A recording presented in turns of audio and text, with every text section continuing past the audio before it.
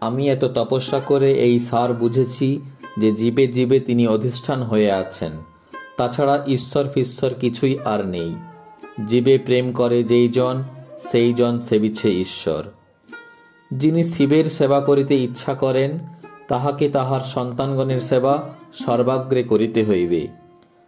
জগতের জীবগণের সেবা আগে করিতে হইবে। শাস্ত্রে উক্ত হইয়াছে, যাহারা ভগবানের দাসগণের সেবা করেন, তাহারাই ভগবানের শ্রেষ্ঠ দাস। আর যদি কেহ স্বার্থপর হয়, সে যদি পৃথিবীতে যত দেব মন্দির আছে সব দেখিয়া থাকে, সব তীর্থ দর্শন করিয়া থাকে, সে যদি চিতাবাঘের মতো সাজিয়া বসিয়া থাকে, তাহা হইলেও সে শিব হইতে অনেক দূরে অবস্থিত। সাক্ষাৎ ভগবান নরনারায়ণের মানব দেহধারী হরেক মানুষের পূজা করগে। বিরাট আর সরাট, বিরাট রূপ এই জগৎ, তার পুজো মানে তার সেবা, এর নাম কর্ম। ক্রোড় টাকা খরচ করে কাশী বৃন্দাবনের ঠাকুর ঘরের দরজা খুলছে আর পড়ছে, এই ঠাকুর কাপড় ছাড়ছেন, তো এই ঠাকুর ভাত খাচ্ছেন, তো এই ঠাকুর আটকুড়ির বেটাদের গোষ্ঠীর পিণ্ড করছেন।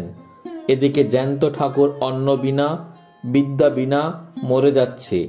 বোম্বাইয়ের বেনেগুলো ছাড় পোকার হাসপাতাল বানাচ্ছে, মানুষগুলো মরে যাক, পাগলা গারদ দেশময়। পড়েছ মাতৃদেব ভব, পিতৃদেব ভব, আমি বলি দরিদ্র দেব ভব, মূর্খ দেব ভব।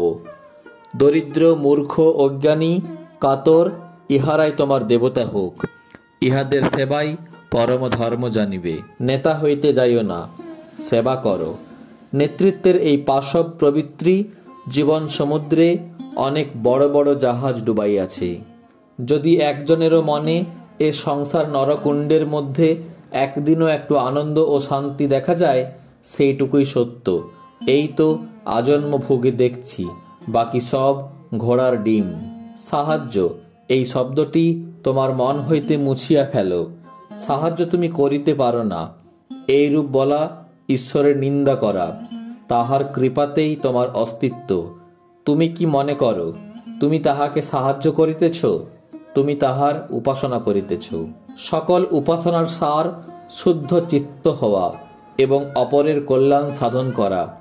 দরিদ্র, দুর্বল, রোগী সকলেরই মধ্যে যিনি শিব দর্শন করেন, তিনি যথার্থ শিবের উপাসনা করেন।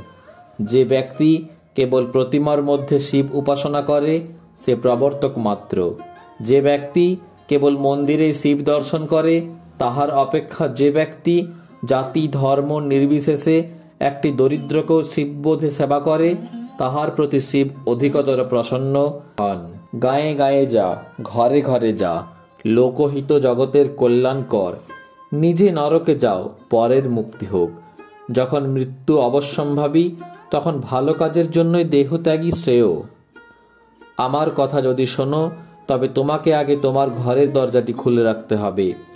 তোমার বাড়ির কাছে, পাড়ার কাছে কত অভাবগ্রস্ত লোক রয়েছে, তোমায় তাদের যথাসাধ্য সেবা করতে হবে।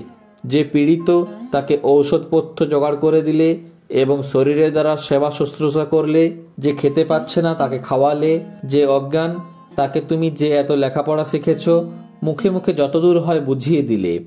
আমার পরামর্শ যদি চাও বাপু, তাহলে এইভাবে যথাসাধ্য লোকের সেবা করতে পারলে তুমি মনের শান্তি পাবে। ব্রহ্ম হতে কীট পরমাণু, সর্বভূতে সেই প্রেমময়। মন প্রাণ শরীর অর্পণ কর সখে, এ সবার পায়। বহুরূপে সম্মুখে তোমার ছাড়ি, কোথা খুঁজিছ ঈশ্বর। জীবে প্রেম করে যেই জন, সেই জন সেবিছে ঈশ্বর। জয়তু স্বামীজি।